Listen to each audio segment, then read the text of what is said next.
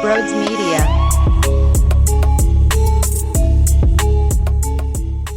Hey, what's going on, everyone? Real quick, before we get started, over on Twitter, at Brodes Media, we are running a giveaway where you have the opportunity to win a beautiful Eagles sweater pullover. This thing is outstanding. I want it. I can't have it. You can retweet the pin tweet and follow me as well. It's that simple.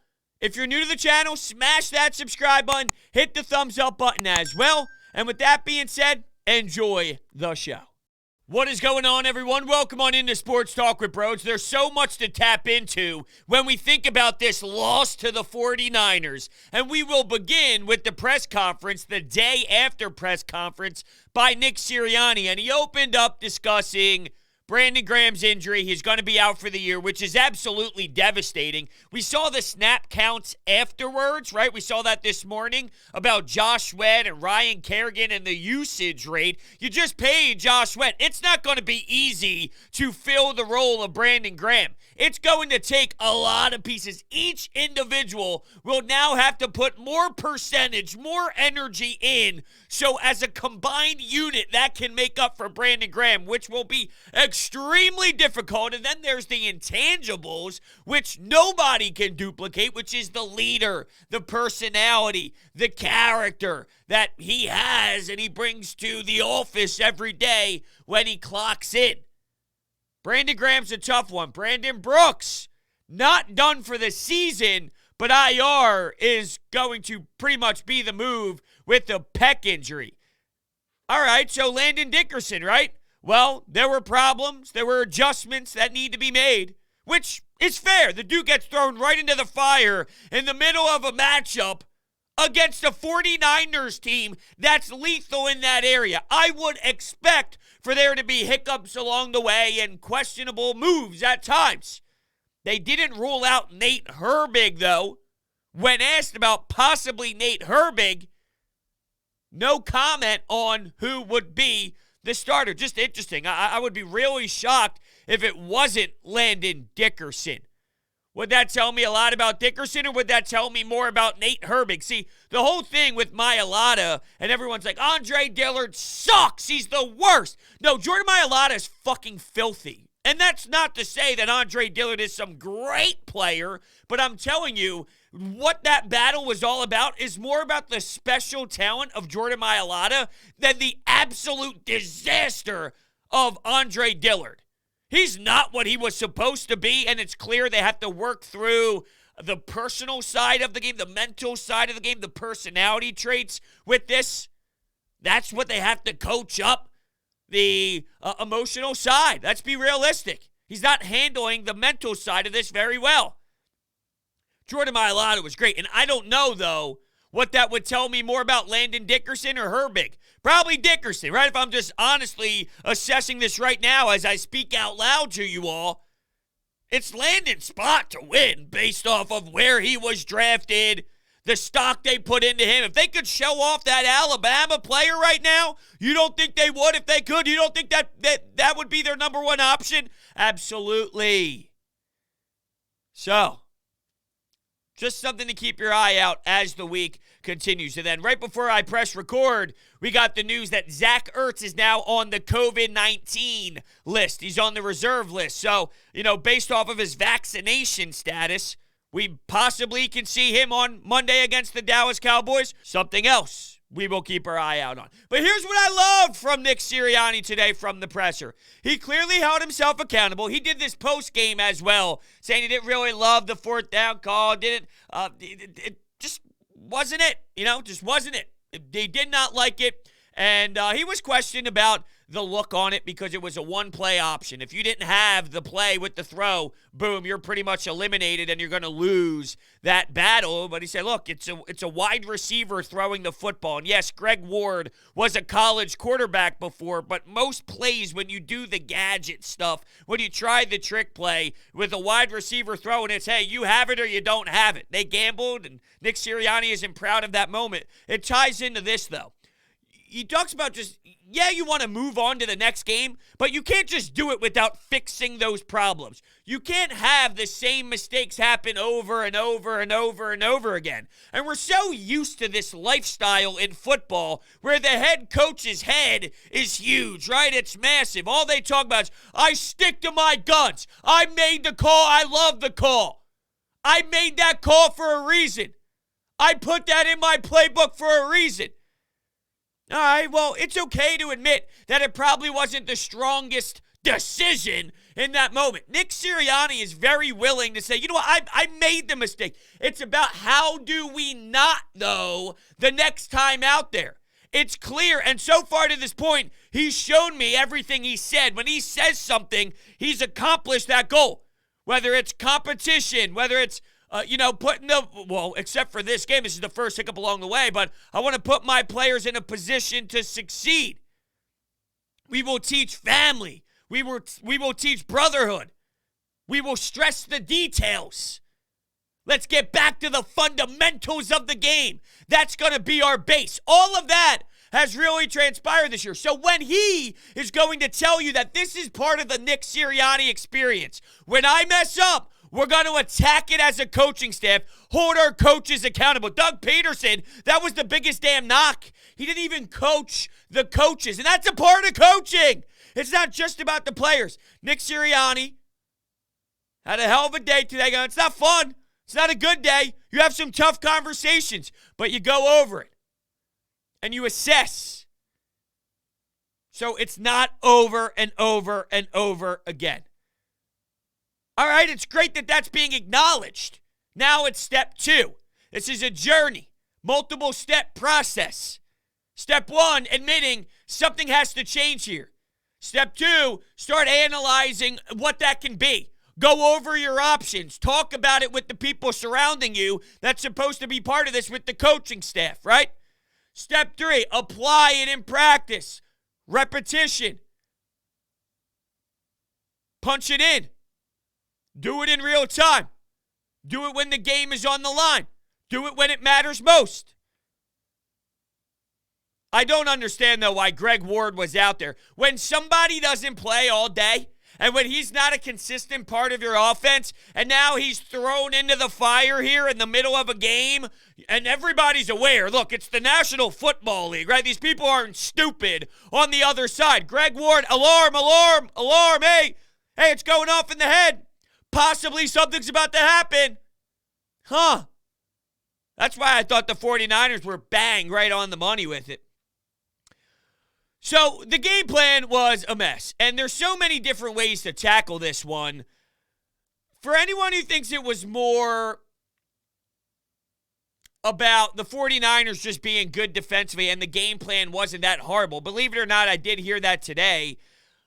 If DeMeco Ryans, let's say, really made it tough for you over the middle, so you had to go in another direction, which is throwing the football deep and playing that long game, Nick Sirianni, as I just alluded to, really wants to make sure his players are in the best position to succeed. Jalen Hurts, he's not the greatest deep ball thrower in the world, and more on that in a moment, because I swear to God, people are going way too extreme in one direction, and it's pissing me the hell off. But it is safe to say that that's an area that isn't his strongest. So even if DeMeco Ryans and this team in the 49ers said, hey, give them the outside, we won't give them anything in the middle. And quite frankly, Nick Sirianni's game plan was the same thing too. So you're playing into the hands of exactly what the other team wants you to do. Your job is to counter. Your job is to make an adjustment. You can't just allow the other team to take it from you and you say, okay, instead we'll try this, which is our quarterback's weakness. That's bad football. That's bad football. Learning moment, teaching moment for Nick Sirianni, but it's not smart. And before you say, well, there's a reason why they're not throwing it over the middle with Jalen Hurts, because he's not good enough. He can't throw the long ball. Well, it doesn't mean they're right. Doesn't mean they're making the right decision by not giving him the opportunity to throw it over the middle. And 2, this whole narrative that he doesn't have it in him, he does. I watched the throw to Quez Watkins. I watched the throw to Jalen Reagor. You know what was a problem? Yeah, Devontae Smith, there's problems with his mechanics. He doesn't have the strongest arm in the world entirely. It's not as big of a problem, though, as you're saying that it is. You don't need to be taking as many shots, so it needs to be limited. When you do it over and over again, like today, yeah, you'll see flaws in it because it's not perfect. No one's saying it is. That's why this is a journey and a season where we need this player to adapt and grow. I think Mike Kay said it best. It was more about the timing of the throw and the placement of the throw, which, sure, I got you. It's a problem, too, and it needs to be worked on, and it needs to be fixed. He's not a perfect product. But it's not the arm strength. I heard Brian Dawkins speak about it today. Mechanics. He had some beautiful throws out there. If he couldn't do it at all, there would be zero beautiful throws. He can do it. I've seen him air it out 50 yards in the air. He can do it.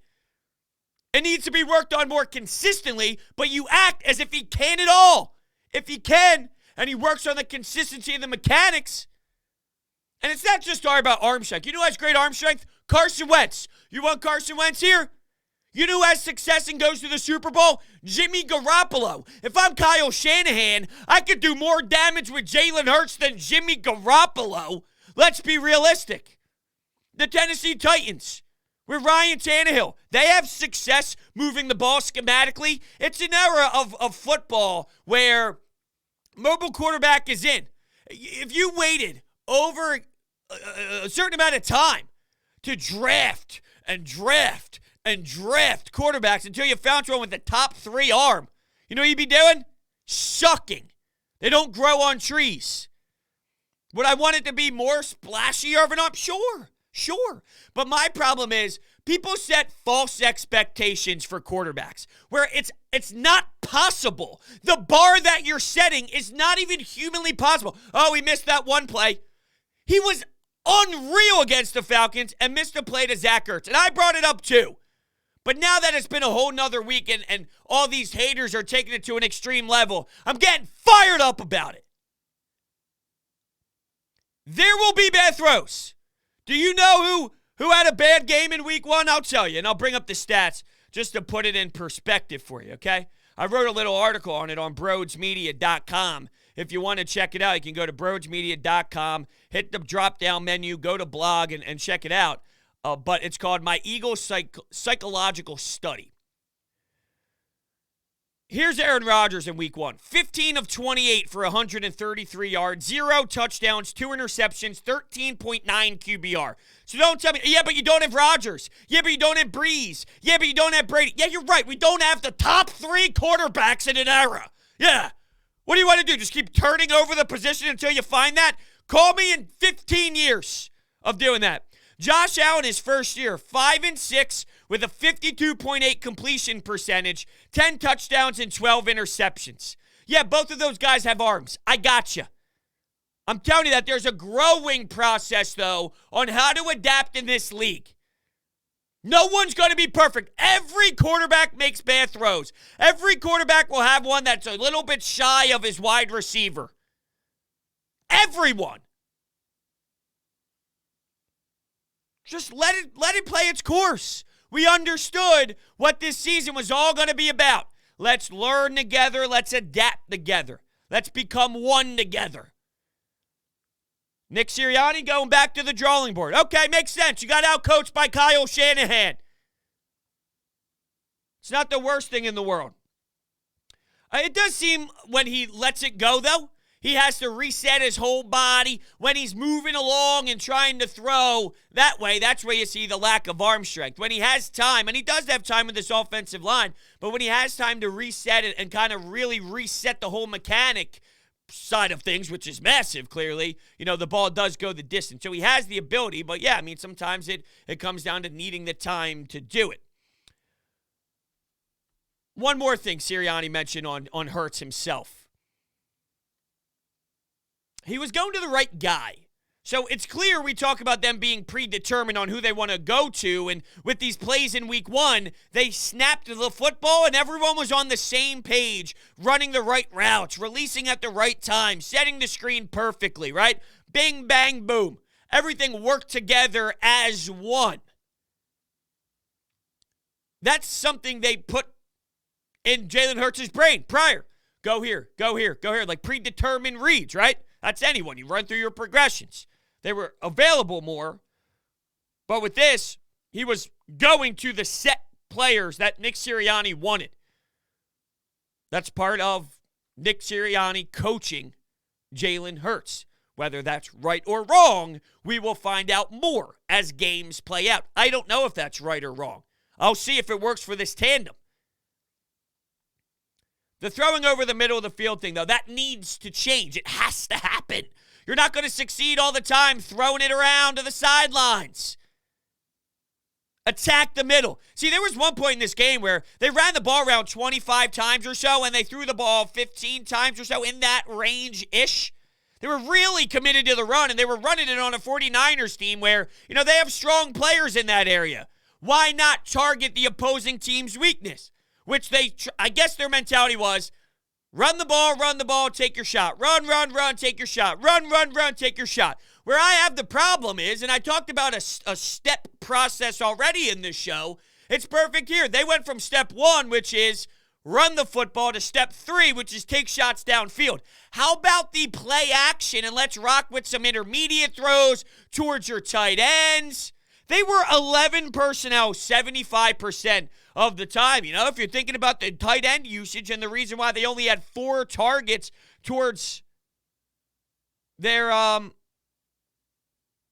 tight ends, it's crazy. So here's some statistics from Tim McManus on the 11 personnel. With San Fran's secondary banged up, it makes sense the Eagles head coach Nick Sirianni would want to attack it. I agree. They went overboard, though. He continues, there were some extreme changes in the offensive approach in week 1.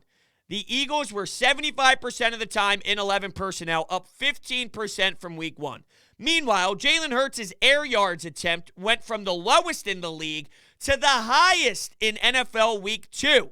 Not surprising, Hurts' average time to throw jumped to 3.25 seconds to 2.86 seconds. It's important to show variety week to week and scheme for each opponent, obviously. But the rhythm passing, getting the ball out quick, allowing wide receivers to create, that worked so well for Hurts and his playmakers week 1, was not heavily emphasized week 2. And there's a lot of reasons why that is, right? It's more than just the opposing team is really strong or the head coach didn't put it in the game plan properly. It's a combination of a lot of things. Lack of execution, better team, better talent. Trying to emphasize something else throughout the week. Multiple times. But multiple things, I should say. But, you're thinking about Dallas Goedert, Zach Ertz. These are your playmakers. Put your players in position to succeed. Utilize your players' advantage and maximize the potential on each snap. Not having them out there, and I know speed kills, but they went too overboard with it. That's the issue. There's a line. They crossed the line. You know who else crossed the line? Derrick Barnett. How about this? This is courtesy of Zach Berman of The Athletic. Derrick Barnett now has been flagged for 8 personal fouls in his career, 6 unnecessary roughness penalties, 2 roughing the quarterbacks. His penalty today was the difference between 3rd and 15 from San Francisco's 27 and 1st and 10 from San Francisco's 42, a costly error that lived up to the description. You know what's the problem? He's going to need to be utilized with Brandon Graham not available, and he's making boneheaded decisions. If I'm Nick Sirianni, I'm calling in my office like, yo, dude, sit down, let's go. You are a crucial part of this team. We need you to take more snaps. We need everyone chugging along in the right direction. I'd replay it over and over and over again. I might even dive deep into the film of the dumb things that he did when Doug Peterson was here as well and show it again. You will not, repeat, you will not do this under my coaching.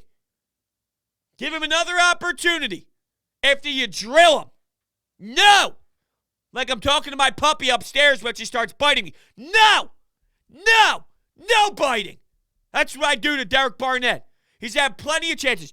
Dumb losing football. Now it's the NFL. It's not Little League. It's not Pop Warner, I should say. You can't be just the coach that just benches everybody.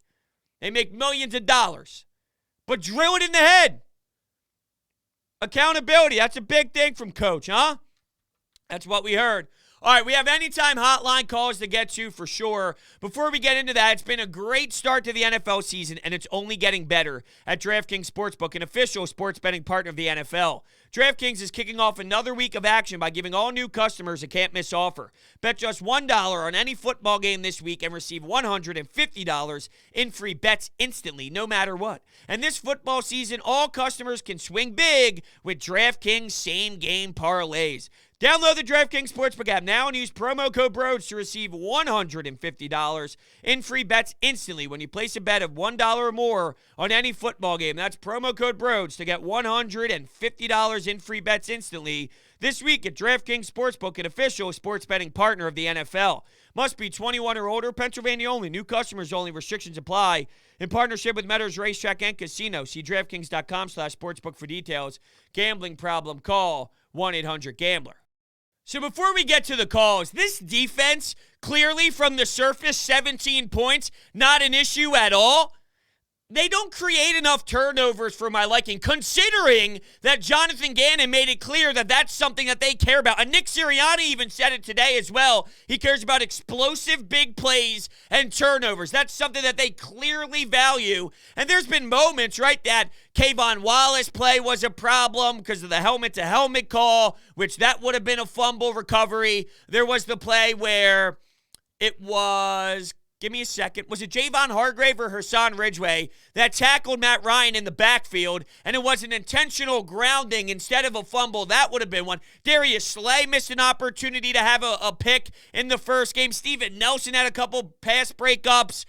Anthony Harris in game 2 against the 49ers should have had a pick. So there's golden opportunities. They're just not fully cashed in. I guess you could look at the positive and say at least it's there. If you think about the percentage, it'll eventually start shifting in the Eagles' favor if they constantly are getting them, right? I mean, I guess it's possible for sure. They're just not fully dialed in and detailed in enough right now to perfectly execute, but that's a problem if that's the case. I think they got to be stronger in that area, considering this is what they want to do. It's a statistic that they value and study a lot. Hasn't happened yet. At the same time, their defense hasn't been a problem, though.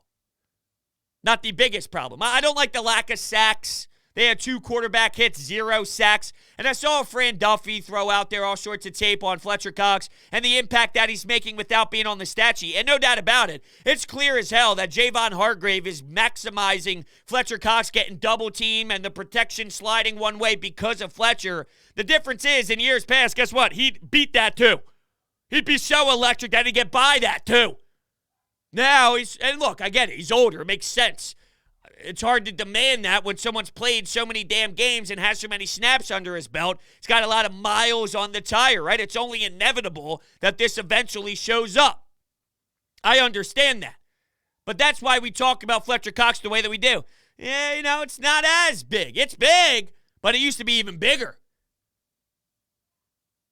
Not Aaron Donald. But I'd say that tier right down. Right down that one. Aaron Donald's in his own tier. So the one down below Aaron Donald is probably your actual standard very good players. Aaron Donald isn't human. So, it's unfair to talk about anybody in that. All right, the Anytime Hotline is sponsored by Orbit Energy and Power. With over 20 years of industry experience, Orbit Energy and Power is home to your solar experts in both residential and commercial projects. At Orbit, they're dedicated to making sure your project is completed easily and properly by using high-quality materials and trained professionals to get the job done right. They even take care of all the permitting and fees right there in the office, saving you the hassle of extra paperwork. Orbit also provides water purification, backup energy services, battery storage, electrical upgrades, new roofs, heating and cooling, and so much more. So check out their information at orbitenergy.us or call 800-836-3987 to get started. All right, here we go. Let's hear from you. Yo, bros. So here's what I'm thinking, man. Yeah, that was a tough loss to take, but really, honestly, I think the blame falls on Nick Sirianni. And the only reason why is I feel like those play calls in the red zone were just terrible. And going for it on fourth, the play call, I mean, I know it looks like he's going for the Philly special, but come on, man. I mean, honestly, with the block field goal and what should have been a touchdown with the Quez Watkins huge 91-yard catch, which was beautiful, by the way, beautiful throw. Honestly, the Eagles should have been in that, but my biggest fear, man, is just Jalen Hurts' arm strength. And, I don't want to be one of those people, but, man, I'm just concerned, man. But I hope you can change my mind. So I already discussed that earlier, of course.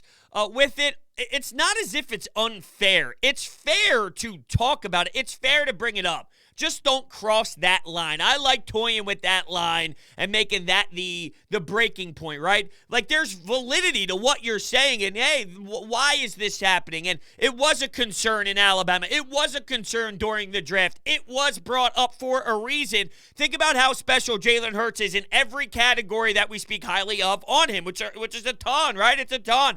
The intangibles, the leadership, the great kid, the work ethic, how well he can be coached. All of it is sensational. Why wasn't he a first-round pick? At the same time, though, say that to Tom Brady. Say that to Russell Wilson. Say that to a lot of guys that don't get drafted in the first round and don't get drafted early. I mean, people doubt them, and then they prove them wrong, right? So that's why maybe he slipped to the second round. That's why maybe a team did not take him, because they doubted him, and then he shuts everybody up by being a nice, solid starting quarterback that can help provide you a ton of success as a franchise, right? Just don't go overboard. I don't understand he can't. You saw that he can. Maybe they can get the consistency down. Maybe they don't take as many shots. So less shots, higher percentage. Joel Embiid, way too many threes. That's what we heard over the years, right? At times under Brett Brown, yes, you have to admit there were games where it's, what, 7 threes? What, 6 threes? No. Well, you take less threes, higher percentage, more efficient. Maybe that's the road they go with Jalen. They have to start targeting the middle of the field, especially, though, with their top playmakers being that tight end position.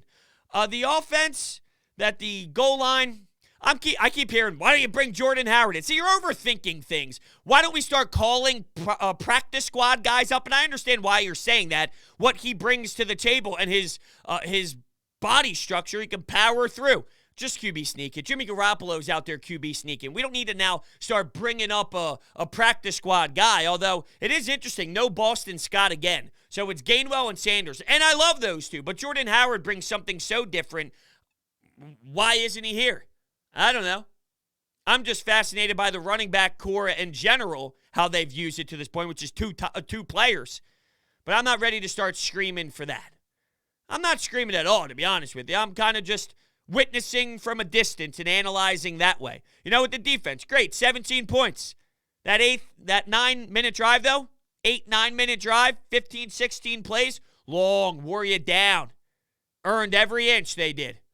And they went through Gannon. They did. But when the offense is struggling and you can't get passes by, you're out there for a while and you get fatigued. The Niners were 0 for 5 on third down on their first 4 possessions, then converted 6 of 9 on their last 5 possessions. The difference, 6 of their last 9 third down situations were 3 yards or less. 4 of their first 5 were 8 yards or more. So the difference is the distance. Third and short, bang. Third and long, uh-oh. So maybe the Eagles can do something about that. Recognize what the 49ers did. Hey, they got in third and short situations. Let's focus on that. Instead of the bombs, let's go the other way again. And who knows, maybe your playmakers in space can go for a run. What's next? Brodes, I'm sorry. That was a really frustrating game to watch. It really was. Jalen Hurts today took way too many deep shots. A lot of them were very not necessary. And the offense in general couldn't get anything going until that last drive. And this loss in particular falls on the defense, particularly Derrick Barnett, who shouldn't be on this team. He should have been traded or cut a while ago. And Kayvon Wallace. Stupid fucking penalties killed us on that drive and gave San Francisco first down, allowed them to, burn the clock more. Yeah, but that's not why they lost this game. This game was lost prior to that. It definitely didn't help, and it's definitely factored in. If you're thinking of the pie chart, yeah, Derrick Barnett super late was dumb. Kayvon Wallace, I don't think it's his fault. It's just the nature of where today's game is. It's an unfortunate circumstance. Bang, bang, play. And, yeah, I mean, you have to know that moving forward, that's something you can't consistently do. But that's more of the nature of today's game and how wonky it is, more so than I'm blaming him for it. That doesn't even relate close to what Derrick Barnett went through. You can't say it's clearly on the defense and clearly on those mistakes. I mean, your offense barely moved. If you look through, and I know a lot of people are taking out that Quez Watkins throw and that Quez Watkins 90-plus yard bomb, you take that out. It was a disastrous game in the passing game. Like, awful, vomit-worthy, terrible, disgustingly pathetic. And even with that thrown in there, it was bad. It was bad. It was a bad game by your offense and by Nick Sirianni, which we expected. Good moments, bad moments. So this is a part of the bad moment. I'm just not going to go to the level of that caller and start blaming the defense to this wild, to this wild level here. 17 points to Kyle Shanahan. You think Kyle Shanahan knows how to operate an offense? You know how he can get Deebo Samuel in space to murder you? Mitchell, let's go. The fact that Kittle was barely even mentioned is mind-blowing. Huh. How about that? All right. Next. Hey, Brodes. It sucks that we lost. You know what? I'm happy with the effort that our defense put out and our performance that our signal caller pulled out. And I just feel like that's what we saw in this game is something that you could seriously build on. Defense got a lot of pressure on Jimmy Garoppolo. The offensive line looked pretty good for the most part against the big boy defensive line. And Jalen Hurts really controls the game, but just doesn't have the weapons to keep up with these defenses just yet. And that's something that you can build on for the future, which is all that we really needed to see. One more thing. Can we please get Derrick Barnett off this team? That seems to be the consensus. I don't necessarily agree with some of the things you're saying, though, that they don't have enough talent to beat the 49ers. So the 49ers are injured. This version of the 49ers, they could have done better. Now, would they have won? I don't know if they would have necessarily won. You would think they had a golden opportunity, considering 17 points is a very beatable number, so it's very possible. This Eagles team, going up against that banged-up version of the 49ers. That version, not the healthiest version, that version, especially in week 2 where there's still a lot of players, just finding their rhythm at this level now. It's not training camp. It's not joint practices. It's football for 60 minutes of you're in the trenches, you're in the gridiron. This is no joke now. It's early in the season. Maybe you can catch somebody off guard. This version of the 49ers, the Eagles should have been able to produce more offensively than they did. Big time. Nick Sirianni with a better game plan would have absolutely helped out this team, for sure. I'm not even doubting it. Needs to be sharper. But in theory, your general concept of let's just see what they do from week to week, yeah, I wouldn't want it any other way than the Dallas Cowboys on the road after this. You look at this as a coach, yeah, that was a nightmare. How do we learn from it? What do we do differently? Oh, what's that? The fans now are about to watch me go up against a Dallas team in Dallas? Okay. How do you respond, coach? I'm looking forward to it. I'm very fascinated by it. I really am. I'm also fascinated with BetQL. Want to get an advantage over your sportsbook? You need to download BetQL, the only app you'll need to make smart bets. Their model covers everything from spreads, over-unders, and player props. Don't want to use, there is sharp data so you can see who the pros are backing. Line movements, you can jump on betting opportunities in real time. And team lineup breaking news and injury status updates. Head to the App Store or Google Play Store now to download BetQL. Enter the discount code Brodes at payment checkout for 25% off any of their subscription offerings. You can find all this information down below in the description. Thank you all so much for listening, and I will see you next time.